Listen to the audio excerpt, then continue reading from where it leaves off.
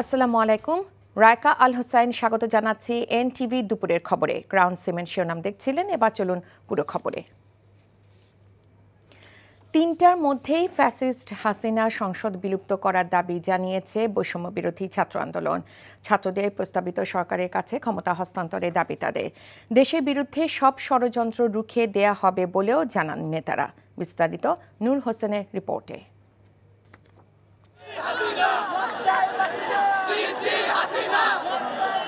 ছাত্র জনতার বিপ্লবের পর দেশের শান্তি শৃঙ্খলা আনতে দেশবাসীর প্রতি বারবার আহ্বান জানাচ্ছেন বিপ্লবের নেতৃত্ব দেয়া বৈষম্য বিরোধী ছাত্র আন্দোলনের নেতারা। আমরা মুক্তিগামী ছাত্র জনতার পক্ষ থেকে স্পষ্টভাবে বলতে চাচ্ছি, শিগগির ফ্যাসিস্ট হাসিনা সরকারের সংসদ ভেঙে দেওয়ার আহ্বানও জানিয়েছেন সংগঠনটির সমন্বয়করা। যে রাষ্ট্রপতি গতকাল বলেছিলেন যে অনতিবিলম্বে তিনি জাতীয় সংসদ বিলুপ্ত করবেন, কিন্তু আমরা এখনো দেখছি যে একটি অভ্যুত্থানের পরেও এই ফ্যাসিস্ট হাসিনার জাতীয় সংসদ রয়ে গেছে। তাই আমরা ঘোষণা করছি যে আজ দুপুর ৩টার মধ্যে এই ফ্যাসিস্ট হাসিনার যে জাতীয় সংসদ, সেই সংসদের বিলুপ্তি ঘোষণা করতে হবে। যদি আজ বিকাল ৩টার মধ্যে এই জাতীয় সংসদের বিলুপ্তির ঘোষণা না আসে, তবে আমরা কঠোর কর্মসূচি দিতে বাধ্য থাকব।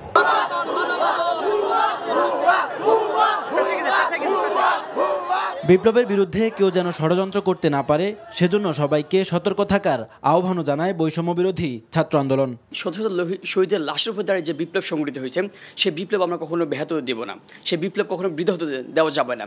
সেই জায়গায় দাঁড়িয়ে যারা এখন এই অভ্যুত্থানের নেতৃত্ব দিচ্ছেন, সেই নেতৃত্ব দানকারী প্রতিনিধিদের সাথে কথা বলেই হচ্ছে পরবর্তী যে রাজনৈতিক সরকার গঠিত হবে সেটাকে বাস্তবায়ন করতে হবে। আমরা বলেছি, আমরা কোনো সেনা সমর্থিত কিংবা সেনা পরিচালিত আমরা কোনো সরকার চাই না।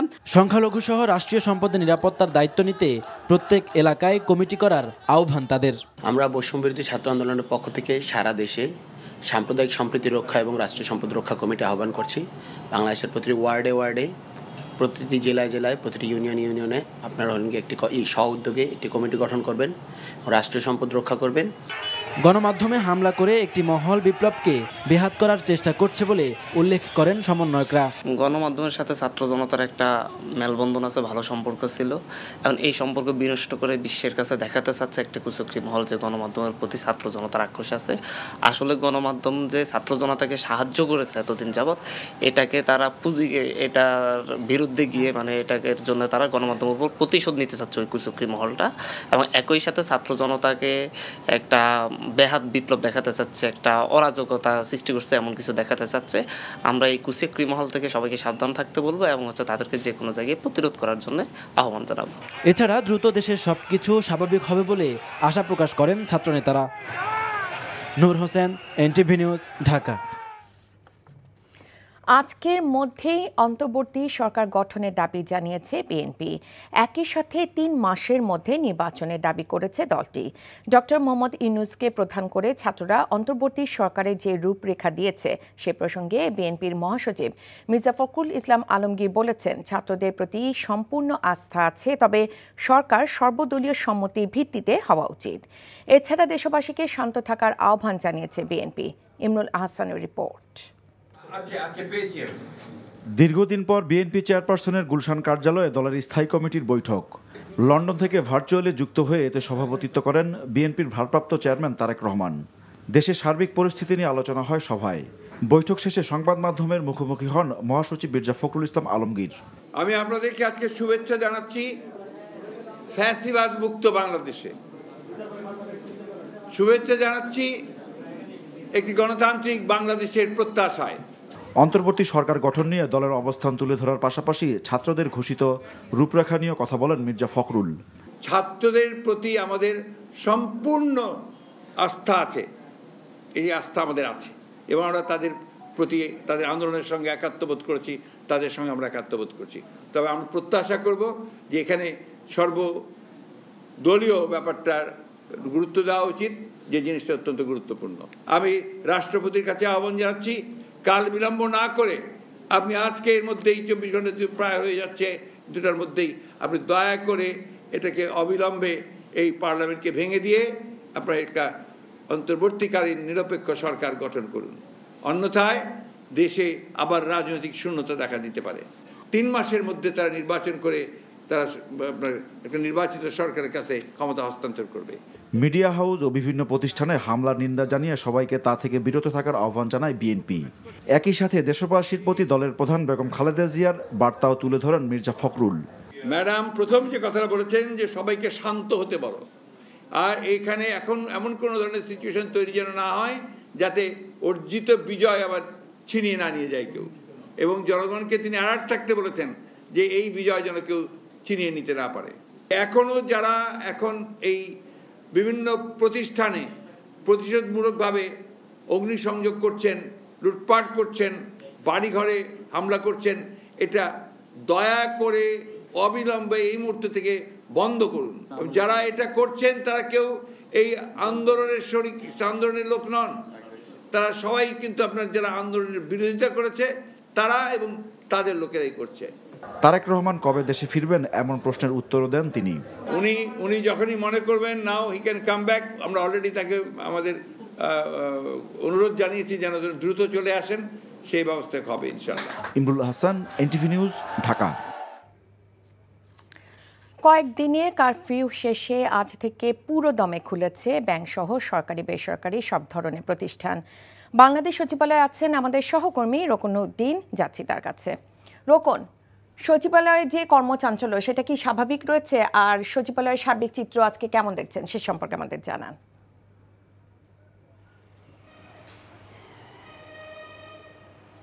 হ্যাঁ রাইকা, মানে ঠিক এই মুহূর্তের চিত্র যদি বলি তাহলে ছুটির যে আমেজ সেটি আসলে সচিবালয়ে যে কর্মচাঞ্চল্য বা সচিবালয়ের যে স্বাভাবিক পরিস্থিতি বা স্বাভাবিক কার্যক্রম সেটি আসলে হচ্ছে না। কিন্তু আপনাকে আমি সকাল থেকে যদি বলি তাহলে সকালে এই সচিবালয়ে কর্মরত অনেক কর্মকর্তা কর্মচারীরাই এসেছিলেন, তবে খুব স্বাভাবিক যে অনেকে আসেননি এবং বিভিন্ন মন্ত্রণালয়ের বেশিরভাগ মন্ত্রণালয়ে আসলে সচিবরাই আসেননি সেটি আমরা জানতে পেরেছি। তো তারপরেও বিভিন্ন যে ঊর্ধ্বতন কর্মকর্তারা ছিলেন তারা আসেননি, যারা এসেছেন বেশিরভাগই তার পরের কর্মকর্তা কর্মচারী তারাই এসেছিলেন। কিন্তু এর মাঝেই ঠিক বেলা 11টার পর এক ধরনের ছুটোছুটি আমরা দেখতে পাই সচিবালয়ে যারা এসেছিলেন তাদের মাঝে। তো তারা যখন হঠাৎ করেই আমরা দেখি যে বিভিন্ন সচিবালয়ে যে ভবন আছে সেই ভবন থেকে তারা বেরিয়ে আসছেন, তো তখন আমরা তাদের কাছে জিজ্ঞেস করেছিলাম যে আপনারা হঠাৎ করে এভাবে বেরিয়ে যাচ্ছেন কেন? তখন তারা আসলে আমাদের যেটি জানিয়েছেন যে এক ধরনের গুজবই বলা যায় যে তাদের মধ্যে ছড়িয়ে পড়েছে যে এখানে হয়তো অনেক কিছু হতে পারে। কেউ বলছেন যে হয়তো আগুনের কথা তারা শুনেছেন, কেউ বলছেন ঢিল ছোড়ার কথা শুনেছেন, এইরকম অনেক কিছুর কথাই তারা শুনেছেন। কিন্তু বাস্তবতা হচ্ছে এই ধরনের কোনো কিছুই আমরা যারা সংবাদকর্মী আছি তারা ঘুরে কোনো কিছুই দেখিনি। একই সাথে তারা আরেকটা জিনিস বলেছেন যে তারা আসলে নিরাপত্তাহীনতাও মনে করছেন আর কি কিছু কিছু ক্ষেত্রে, কারণ সচিবালয়ে সাধারণত যে প্রবেশ পথ সেখানে সবসময় এবং ভেতরে বিভিন্ন ভবন টবনে যে আইন শৃঙ্খলা রক্ষাকারী বাহিনীর সদস্য থাকে সেটি আসলে কেউই নেই। তবে সচিবালয়ে সকাল থেকে অল্প কিছু সংখ্যক সেনাবাহিনীর কর্মকর্তা এবং সেনা সদস্যরা ছিলেন, সেটি সময়ের সাথে সাথে আমরা বাড়তে দেখেছি। বেলা 11টার পর থেকে অনেক সেনা সদস্যরা এই যে মূল দরজা আছে সেটির তত্ত্বাবধান তারা করছেন এবং এখানে কোন গাড়ি আসবে না আসবে সেটি তারা দেখছেন। অর্থাৎ এখন যে সচিবালয়ের নিরাপত্তার দায়িত্ব সেনাবাহিনী নিয়ে নিয়েছেন এবং তারাই এটি নিয়ন্ত্রণ করছেন। আর আরেকটি বিষয় আপনাকে বলে রাখি, সচিবালয়ে যে সাধারণ এবং স্বাভাবিকভাবে যে কর্মতৎপরতা থাকার কথা সেটি এখন একদমই নাই এবং বেশিরভাগ যে ভবন আছে সেখানে কোনো লোকজন নাই, একদম শূন্য। তবে কয়েকটি মন্ত্রণালয় আমি ঘুরে নিজে দেখে এসেছি, সেটি হচ্ছে যে আইন মন্ত্রণালয়ে দেখেছি আমি অনেক কিছু কর্মকর্তা কর্মচারী আছেন এবং তারা কাজ করছেন। ক্যাবিনেটে যারা বসেন অর্থাৎ মন্ত্রিপরিষদ বিভাগ সেখানে কিছু কর্মকর্তা কর্মচারী আছেন তারা কাজ করছেন। স্বরাষ্ট্রের যে ভবন সেখানেও আমি দেখেছি কিছু কর্মকর্তা কর্মচারীরা কাজ করছেন এবং আমরা যেটি জানতে পেরেছি যে গুরুত্বপূর্ণ মন্ত্রণালয়ের যে সচিবরা আছেন মন্ত্রিপরিষদ বিভাগের সচিব সহ তারা সবাই এখন বঙ্গভবনে আছেন। যদিও এটি সত্যতা তাদের নিশ্চিত করতে আমরা তাদের কয়েকজনকে ফোনও দিয়েছিলাম, কিন্তু তারা আসলে কেউ ফোন ধরেনি এবং তার যে সহকারী থাকেন তাদেরকেও ফোনের চেষ্টা করেছিলাম জানার জন্য, সেটিও আমরা তাদের কাছ থেকে আসলে জানতে পারিনি যে তারা আসলে বঙ্গভবনে আছেন কিনা। তবে সব কিছু মিলে সচিবালয়ের যে স্বাভাবিক পরিস্থিতি সেটি আসলে তৈরি হয়নি এবং এক ধরনের মানুষের মাঝে যে কি হয় সেই বিষয়টা সচিবালয়ে যারা কর্মকর্তা কর্মচারী আছেন তাদের মাঝেও আছে। রাইকা, জানছিলাম সচিবালয়ের খবর। এদিকে শেখ হাসিনার পতনের পর দেশের বিভিন্ন কারাগারে অসন্তোষ তৈরি হয়েছে। একই অবস্থা কেরানীগঞ্জ কেন্দ্রীয় কারাগারেও। কেরানীগঞ্জ কেন্দ্রীয় কারাগারের সামনে আছেন আমাদের সহকর্মী আপেল শাহরিয়ার, যাচ্ছি তার কাছে। আপেল, কেন্দ্রীয় কারাগারের বর্তমান পরিস্থিতি বিষয়ে কিছু কি জানতে পেরেছেন?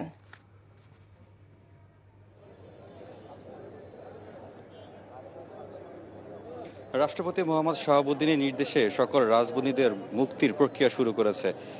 বলে রাখি যে আমি এখন কেন্দ্রীয় কারাগারের সামনে রয়েছে। আপনি দেখতে পাচ্ছেন সেনাবাহিনীর ব্যাপক উপস্থিতি এখানে লক্ষ্য করছি।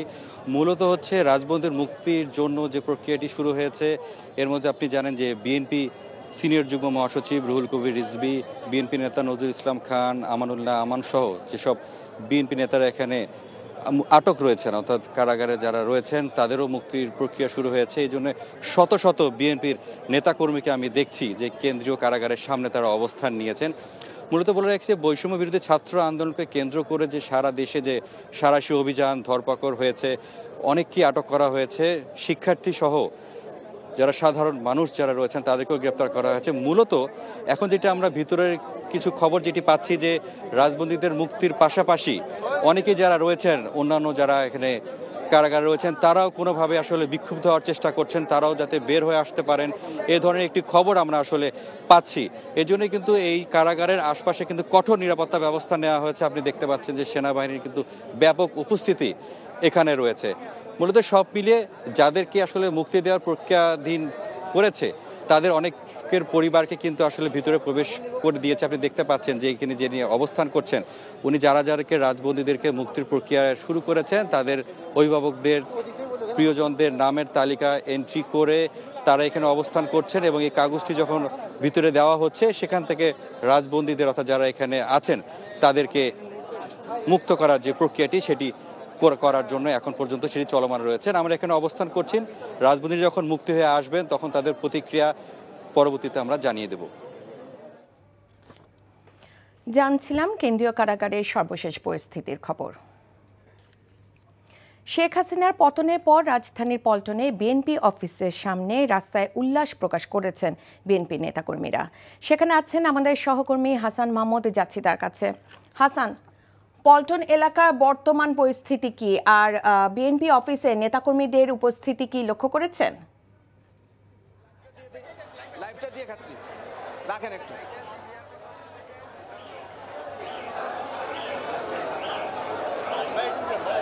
আসলে বিএনপির নয়াপল্টনের কেন্দ্রীয় কার্যালয়ে দলের মহাসচিব মির্জা ফখরুল ইসলাম আলমগীর রয়েছেন এবং এখানে আসলে মিষ্টি বিতরণ চলছে। এবং আমরা দেখেছি আজকে আসলে কোনো বিএনপির কোনো কর্মসূচি নেই, কিন্তু গতকাল যে বিপ্লব বা ছাত্র জনতার যে অভ্যুত্থান বা যে মানুষের উদ্দীপনা দেখেছে সারা বাংলাদেশ, সেই তারই একটি ফলশ্রুতিতে বিএনপি নেতাকর্মী যারা এতদিন ধরে ঘরে আসলে আটকা ছিলেন বা যারা বিভিন্ন সময়ে রাস্তায় নামতে পারেননি, দমন পীড়ন কিংবা মামলা হামলার ভয়ে যারা আটকা ছিলেন বা ঘরে আসতে পারেনি, এই দলীয় কার্যালয়ে আসতে পারেনি, দলীয় কার্যালয়ে বেশ কয়েকবার অবরুদ্ধ হয়েছে। বলা যায় যে 28শে অক্টোবরের ক্র্যাকডাউনের পর বড় ধরনের একটি সমাবেশ বা মানুষের উপস্থিতি, এটি আসলে কোনো দলীয় সমাবেশ নয়, কিন্তু মানুষ আসলে মুক্ত হয়ে দলীয় কার্যালয়ে এসেছেন। আমরা সকাল থেকে দেখেছি যে বিপুল সংখ্যক নেতাকর্মী কিন্তু কোনো ঘটনা ছাড়া এখানে এসেছেন। পাশাপাশি আমরা দেখেছি যে মুক্ত বাতাসে যে রাজনীতি যারা ছিল তারা কিন্তু এসেছেন। এবং আরেকটি খবর আপনাকে দিতে চাই যে বাংলাদেশ জামাত ইসলামীও কিছুক্ষণ পরে তাদের যেই কার্যালয় রয়েছে সেখানে একটি সংবাদ সম্মেলন ডেকেছেন এবং তাদের আমির সেখানে সংবাদ সম্মেলন করবেন, এমন একটি বার্তাও এখানে আমরা জেনেছি। তো সেই বলা যায় যে নয়াপল্টনকে ঘিরে যদি এদিকে বলি ফকিরাপুল, এদিকে নাইটিঙ্গেল মোড় এবং অন্যদিকে পুরানা পল্টন সহ এই পুরো এলাকাটিতে আসলে নেতাকর্মীদের উচ্ছ্বাস এবং উদ্দীপনা রয়েছে। পাশাপাশি আরও একটি খবর দিতে চাই, আসলে এখানে বিএনপি মহাসচিব এসেছিলেন এবং একজন নেতা বা ঢাকা স্বেচ্ছাসেবক দলের নেতা আলামিন চিশতি, তিনি পুলিশের গুলিতে গতকাল নিহত হয়েছেন এবং তার জানাজা এখানে অনুষ্ঠিত হয়েছে। বিএনপি মহাসচিব মির্জা ফখরুল ইসলাম আলমগীর, দলের স্থায়ী কমিটির সদস্য মির্জা আব্বাস সহ স্বেচ্ছাসেবক দল, যুব দলের নেতারা এখানে সেই জানাজা অংশগ্রহণ করেছেন এবং তার আত্মার মাগফিরাত কামনা করেছেন। বিএনপি মহাসচিব এবং দলের স্থায়ী কমিটির সদস্য মির্জা আব্বাস এই মুহূর্তে আসলে নেতাকর্মীরা সহ দলীয় কার্যালয়ে তার কার্যালয়ে অবস্থান করছেন, স্বাভাবিক অফিস যেটি সেটি করছেন।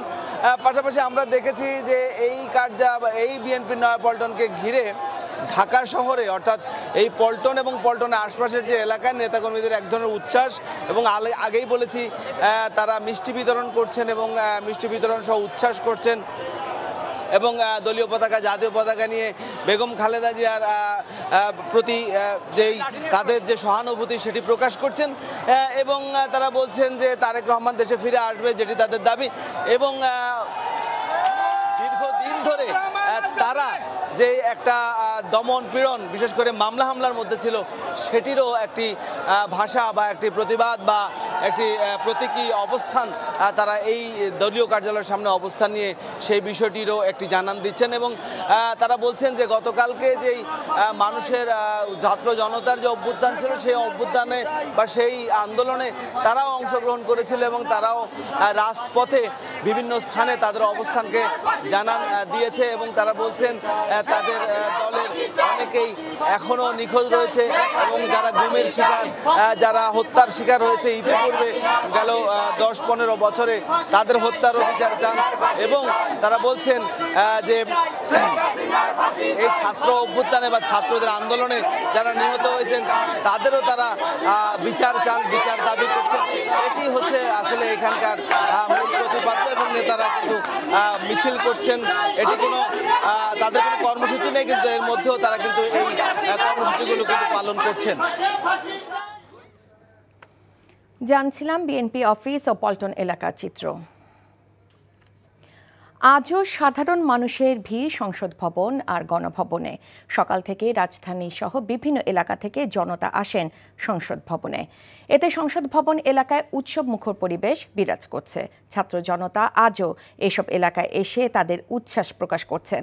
জাতীয় সংসদ ভবনে আসা মানুষ দেশের নির্বাচন ব্যবস্থা ফিরিয়ে এনে জনগণের ভোটাধিকার নিশ্চিত করার দাবি জানান। তবে সংসদ ভবন প্রাঙ্গণে ঢুকলেও নিরাপত্তাজনিত কারণে জনগণকে আজ আর ভবনের ভেতরে প্রবেশ করতে দেয়া হচ্ছে না।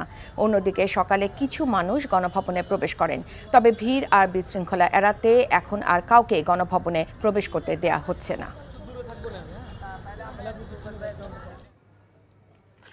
মানিক মিয়া এভিনিউ এলাকায় আছেন আমাদের সহকর্মী নিয়ামুল আজিজে সাদেক। যাচ্ছি তার কাছে। সাদেক, জাতীয় সংসদ ভবনের সামনে চিত্র কেমন দেখছেন?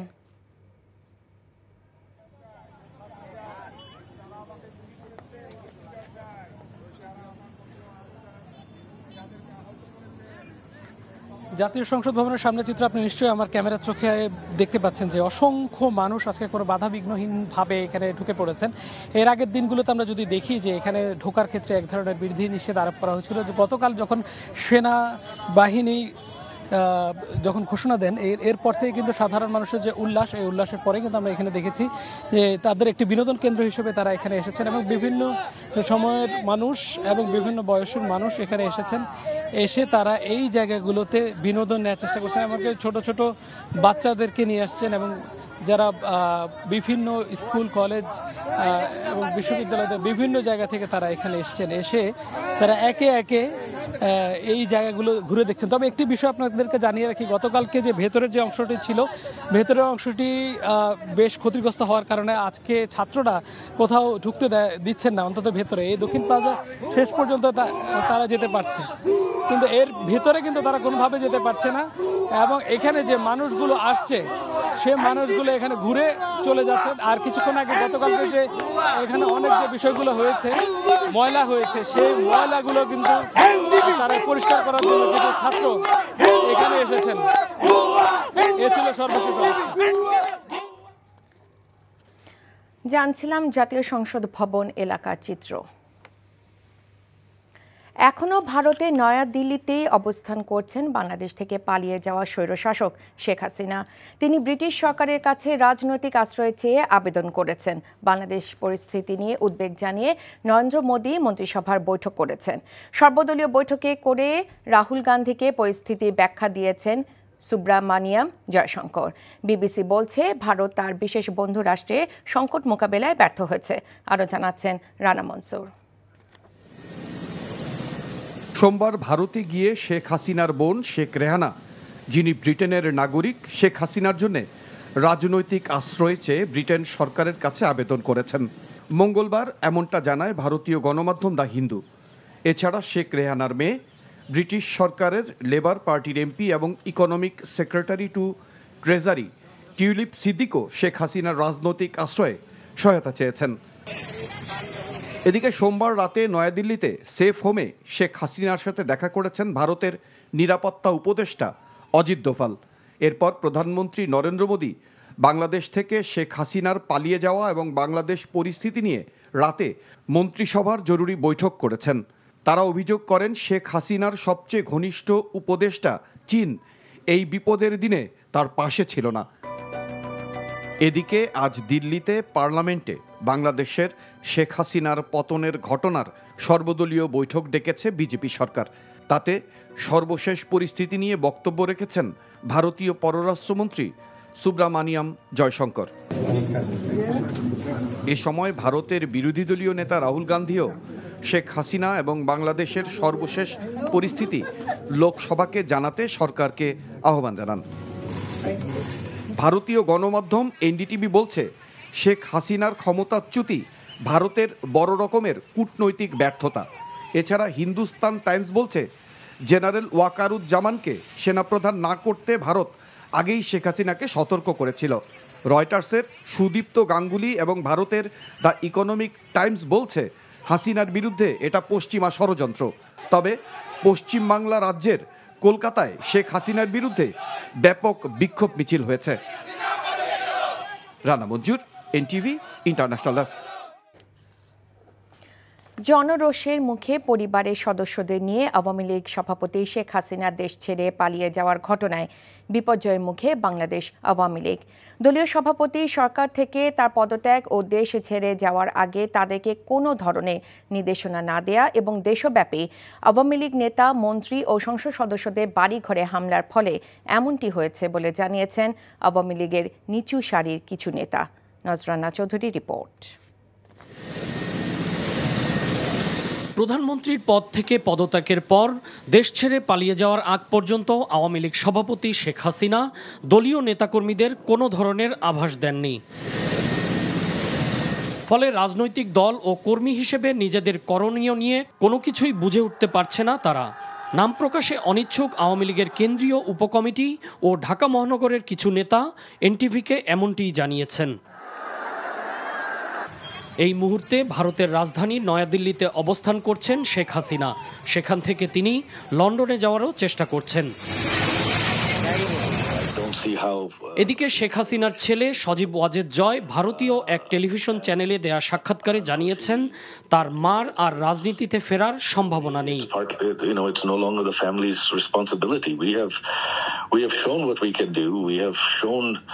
How much we can develop Bangladesh, and if the people of Bangladesh aren't willing to stand up for that, if they're willing to let this violent minority seize power, then well, people get the leadership they deserve. দলের কেন্দ্রীয় নেতারাও আত্মগোপনে চলে গেছেন। ফলে মাত্র 1.5 মাস আগে হীরক জয়ন্তী পালন করা বাংলাদেশের অন্যতম বৃহৎ রাজনৈতিক দল বাংলাদেশ আওয়ামী লীগ পড়েছে চরম সংকটে। এই অবস্থা থেকে আদৌ দলটি উত্তরণ ঘটাতে পারবে কিনা তা সময়ই বলে দেবে। নজরানা চৌধুরী, এনটিভি নিউজ, ঢাকা।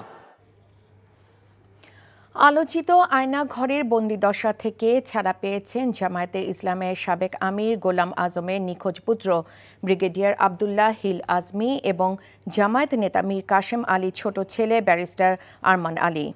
আজমিকে রাজধানী বাড্ডা এবং আরমানকে উত্তরা আজ ভোরে ফেলে রাখা হয়। সেখান থেকে তারা নিজেদের বাসায় ফিরে আসেন। 2016 সালের 9 আগস্ট ক্যান্টনমেন্টের বাসা থেকে সাদা পোশাকে জামায়াত নেতা মীর কাশেম আলী ছোট ছেলে ব্যারিস্টার আরমান আলীকে গোয়েন্দা পরিচয়ে তুলে নেয়। একই দিনে গোলাম আজমের পুত্র ব্রিগেডিয়ার আবদুল্লাহ হিল আজমিকে মগবাজারের বাসা থেকে তুলে নিয়ে যাওয়া হয়। এরপর থেকে এই দুজন নিখোঁজে ছিলেন। গত 8 বছরে তাদের নিখোঁজের ব্যাপারে আইনশৃঙ্খলা রক্ষাকারী বাহিনী পরিবারকে কোনো তথ্য জানাতে পারেনি। তাদের মুক্তি দিতে দেশ বিদেশে বিভিন্ন মানবাধিকার সংস্থাগুলো বিবৃতি দিয়ে বিভিন্ন সময় দাবি জানায়। স্বৈরাচারী হাসিনার পতনের পর সারা দেশে আনন্দ মিছিল, সমাবেশ ও দোয়া মোনাজাত করছে বিএনপি। এ সময় বক্তারা ছাত্র জনতার আন্দোলনের সময় আটক দলের সকল নেতাকর্মীদের নিঃশর্ত মুক্তির দাবি জানান। শেখ হাসিনা সরকারের পতনে যশোরে 2 রাকাত শুকরানা নামাজ আদায় করেছে জামায়াতে ইসলামী। শহরে ঈদগাহ মোড়ে এই নামাজে জামায়াতে ইসলামী ও ইসলামী ছাত্র শিবিরের কয়েক হাজার নেতাকর্মী অংশ নেন। পরে মিছিল বের করে। মাগুরায় পুলিশের গুলিতে নিহত ছাত্রনেতা রাব্বি সহ 6 জনের গায়বানা জানাজা অনুষ্ঠিত হয়। জানাজায় ছাত্র জনতা সহ সর্বস্তরের হাজার হাজার মানুষ অংশগ্রহণ করে।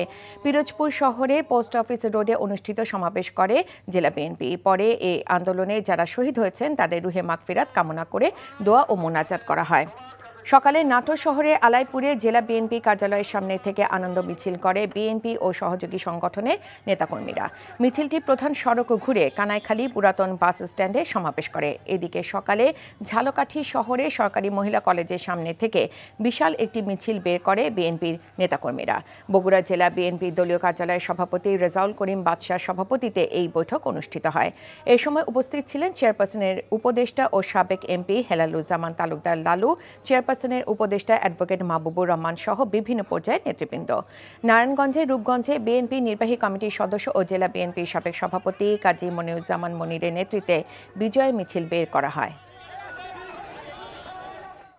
জাতীয় দলে পাকিস্তান সফর ও ঘরের মাঠে নারী টি-20 বিশ্বকাপ সহ সব ধরনের কার্যক্রম চালিয়ে নিতে ক্রিকেট বোর্ডের কর্মীদের নির্দেশনা দিয়েছেন সংগঠকরা।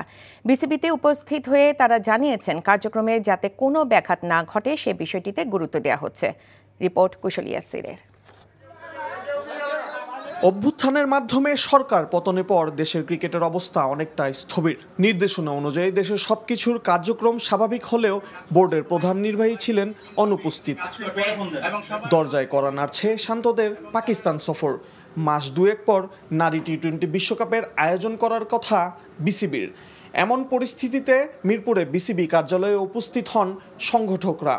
কার্যক্রমকে মসৃণ করতে দিক নির্দেশনা দিয়েছেন তারা। আমরা চাই যে ক্রিকেট শুধু বাংলাদেশের গুটিময় কিছু লোকের নয়, কোনো সংস্থার নয়, কোনো দলের নয়, এটা সারা দেশের মানুষের 17 কোটি মানুষের ক্রিকেট, সবার ভালোবাসার প্রতীক হলো ক্রিকেট। এবং ক্রিকেট দিয়ে সারা বিশ্বকে কিন্তু বাংলাদেশ নাড়িয়ে দিয়েছে, বাংলাদেশকে চিনিয়ে দিয়েছে যে বাংলাদেশ খেলাধুলায় অনেক অগ্রসর।